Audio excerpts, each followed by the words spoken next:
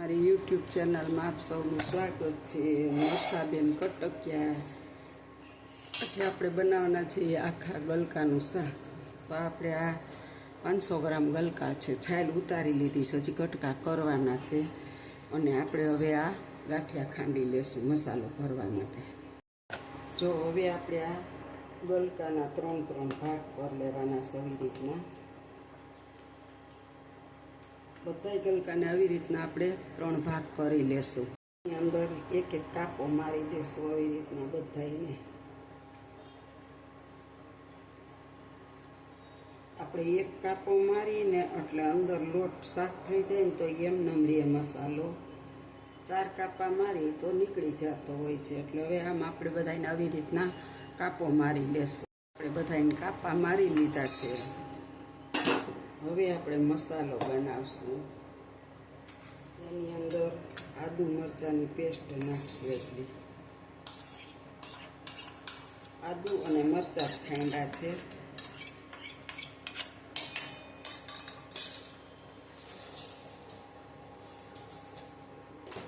અને થોડીક આપણે આ લસણવાળી પીંડો ચટણી નાખી દઈશું. હવે સ્વાદ અનુસાર આપણે નિમક નાખીશું.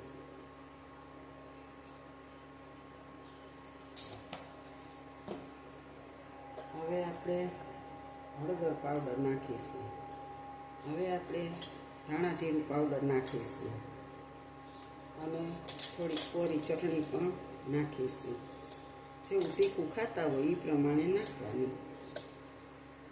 અને હવે આપણે આની અંદર આટલી ધાણા ભાજી નાખી દઈશું. અને જો તમારી આગળ ગાંઠિયા ન હોય તો તમે ચણાનો લોટ પણ શેકીને નાખી શકો છો.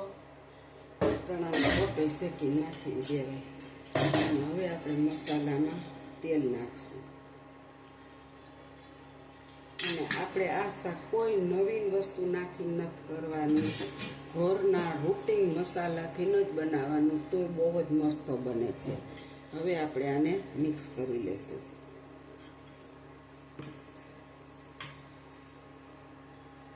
હવે આપણે આ ગલકાને ભરી લેવાના છે. મસાલા ચાલુ.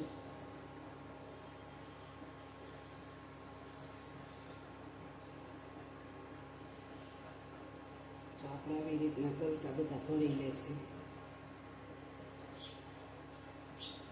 અને આ એક કાપો હોય ને એટલે આની અંદરથી મસાલો કોઈ દી છૂટો નથી પડતો. હવે આપણે આવી રીતના બધા જ બટકા ભરી લેવાના છે. તો ગલકાના આવી રીતના આપણે બધા ભરી લેશું. હવે આપણે ગેસ ઓન કરીશું અને કુકર મૂકી દીધું છે.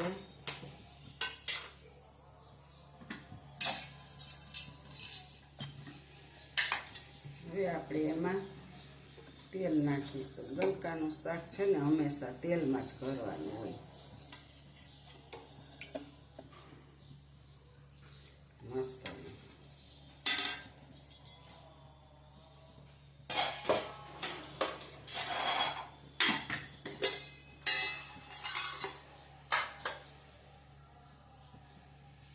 જો આપણું તેલ હવે આવી ગયું છે તો આપણે એમાં જીરું નાખીશું. 2 ટેબલ સ્પૂન અને 1 ટેબલ સ્પૂન રાઈ નાખીશું.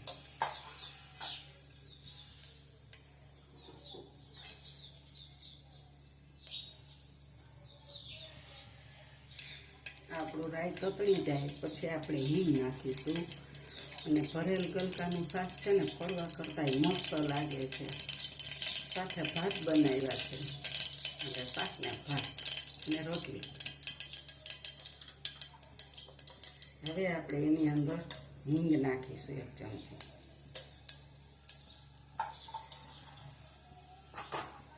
અને હવે આપણે થોડીક 1 નાની ડુંગળી સુધારી નાખીશું.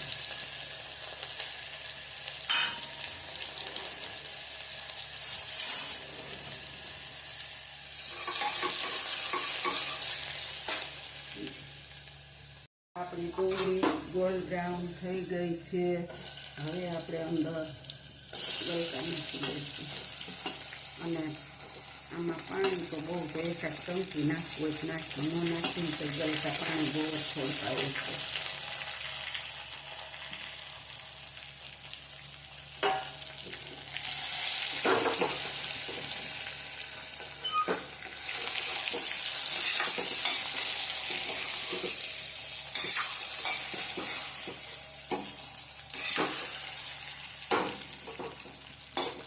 ડુંગળીથી છે ને સ્વાદ મસ્ત આવતો હોય છે.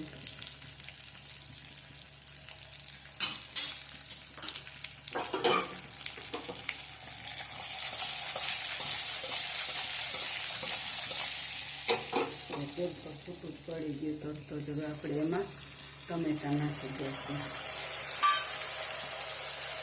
અને 2 થી 5 મિનિટ આપણે એને ઢાંકીને ચડવા દેશું. થોડા ગલકાને હલાવી દઈશું. આ ટમેટાનો રસો અંદર ઉતરો હોય.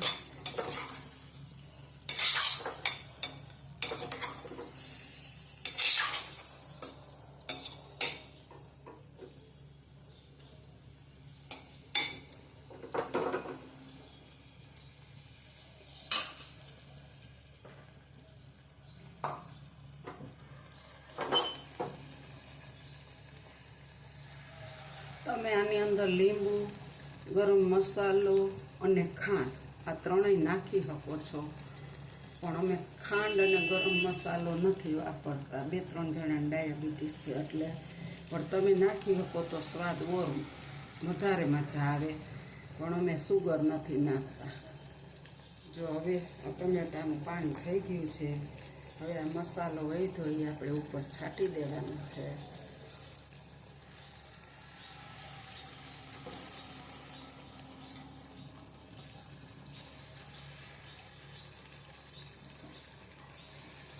અને જોઈ શકો છો આપણે 1 જ ચમચી પાણી આ મસાલો ધોયેલો અંદર નાખી દઈશું. હવે આપણે કુકરને બંધ કરી દેવાનું છે. તેલમાં જ શાક ચડી જશે. 1 ચમચી શાક છે ને મસાલા સાથે બેસે નહીં એટલે આપણે નાખ્યું. હવે આપણે 5 સીટી વગાડી લીધી છે. આપણું શાક બની ગયું છે. ગેસને બંધ કરી દઈશું અને શાકને આપણે થ્રીજવા દઈશું. હવે આપણે કુકર ખોલશું. જો આપણું તેલ બધું ઉપર આવી ગયું છે. મસ્ત શાક બની ગયું છે. તમે જોઈ શકો છો તેલ અને ગલકા પણ સરસ બફાઈ ગયા છે. તો આપણું આ ગલકાનું શાક બની ગયું છે. હવે આપણે એની ઉપર ધાણા ભાજી છાંટી દઈશું. ધાણા ભાજી નાખી જ છે. આપણે થોડી ગાર્નિશ માટે નાખીશું. અને તમને હજી કહું છું કે તમારે ખટાશ ગળાશ અને ગરમ મસાલો નાખવો નાખી શકો, પણ હું નથી નાખતી. અને જો આપણું શાક ગલકાનું તૈયાર છે. અને આ ગલકાના શાકની રેસીપી તમને ગમે તો લાઈક શેર કરજો. બેલ લાઈક બટન દબાવવાનું ભૂલતા નહીં. આવજો. જય બાબા સ્વામી, જય ગુરુદેવ. તમે બનાવજો, કોમેન્ટમાં લખજો કે કેવું બને. બહુ મસ્ત બને છે. શાકભાત તો બહુ મસ્ત લાગે. હા, આવજો. જય બાબા સ્વામી, જય ગુરુદેવ.